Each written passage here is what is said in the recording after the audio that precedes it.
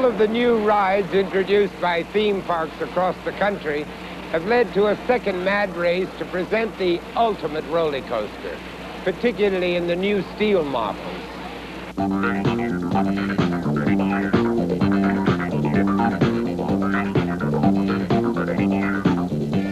The runaway mine train eventually led to the speed racer, which introduced very tight spirals along its course, such as the Big Bend of Six Flags Over Texas. Soon, steel coasters started going upside down, like Cedar Point's corkscrew. The corkscrew led to the vertical loop coasters, of which there are all types and varieties across the country. The Loch Ness Monster of Busch Gardens in Virginia features interlocking loops.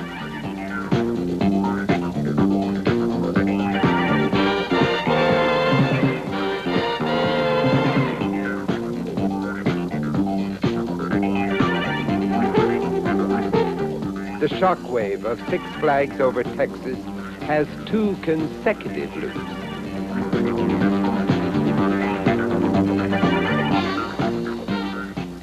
The Mindbender of Six Flags Over Georgia in Atlanta has 1, 2,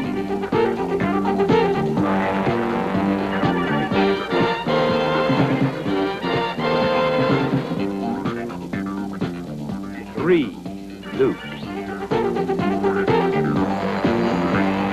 However, the steel coaster I personally find the most wonderfully terrifying is what is known as the shuttle loop, such as the King Cobra of King's Dominion in Virginia. You see, it's one thing to go forward through a vertical loop, but then to travel up a dead-end track, stop, and fall through the same loop backwards. That's marvelous.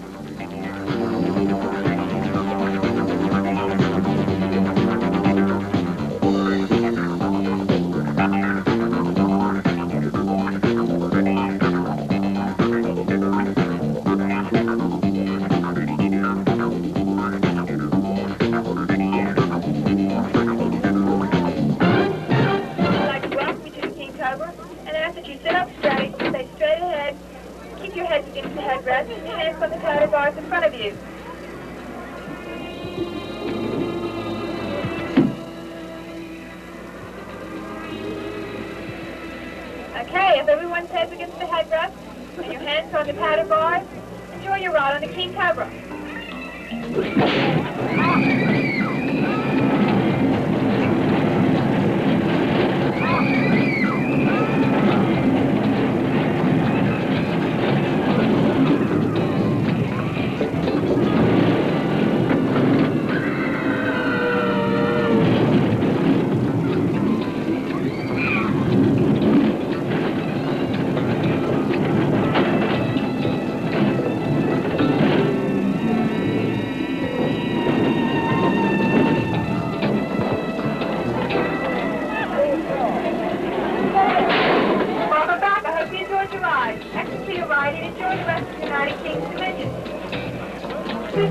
Please, as you see this, without the gray safeguards in front of you, and all these items.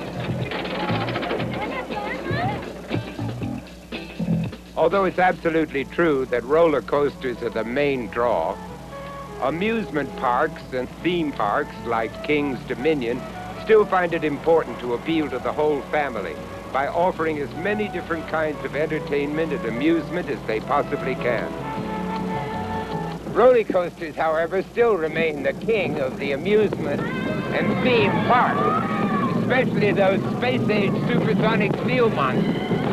Now, the company that designs and builds these delightful terrors is the Arrow Development Company in California.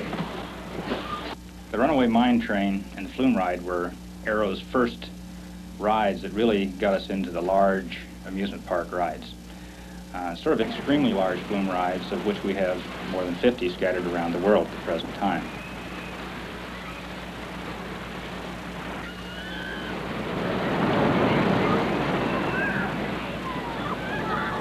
The Runaway Mine Train ride was duplicating what existed in some of the mining areas throughout the West and other parts of the country, where the vehicles were made to resemble an ore car body and allow the people to ride in that and experience what many miners had experienced, much to their dismay, when the system got out of control and ran away. The runaway mine train was the forerunner of the corkscrew because it was our first all-steel coaster system. We have developed with the corkscrew upside-down rides, which seem to be very popular in amusement parks nowadays.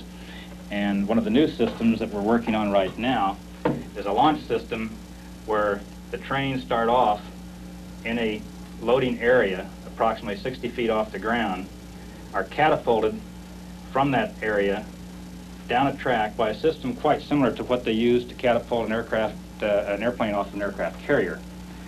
New rides, the major rides, and the promotable rides for amusement parks have become extremely expensive. And because they are so expensive, here again, they need to be highly promotable, and they need to have capacity. Capacity is a function of how many people per unit time leave the station, pure and simple. It's not how long the system is, it's how many people per unit time leave the station. A ride that may cost $1 million should have at least 1,500 an hour capacity. Sometimes in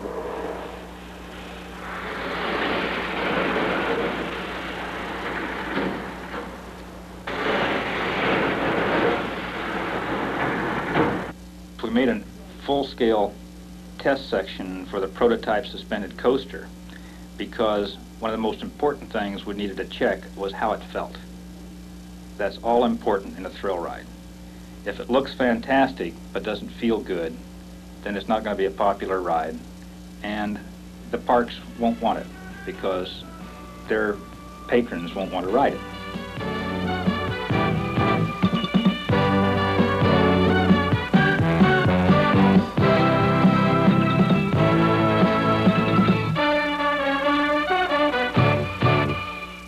The race for the ultimate roller coaster is stronger now than it was even during the 20s, as one theme park after another strives to achieve the ultimate. All of the older roller coasters were made of wood because wood was easier to work with in the early 1900s, and it was less expensive than steel. With today's advances in technology and with lumber prices, that's no longer true. Yet parks still lean towards wooden roller coasters because everyone knows that a real, honest-to-goodness, original roller coaster just has to be made of wood. Douglas fir from the Oregon forest is preferred because of its flexible durability. It gives a coaster both supportive strength and a smooth ride.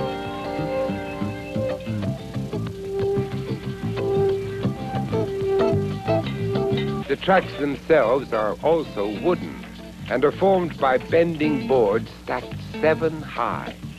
On top of these boards, a metal strip is laid, on which the top wheels of the train run. The train also has side wheels to keep it on its course, and under wheels to keep them from leaving the track.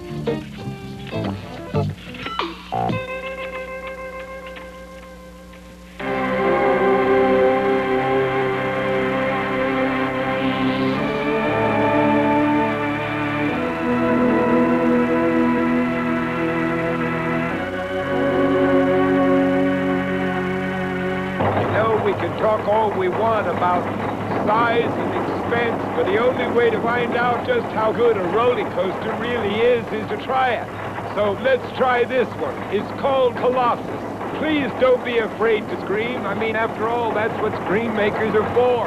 By now we've found out that nothing can make me scream. Nothing.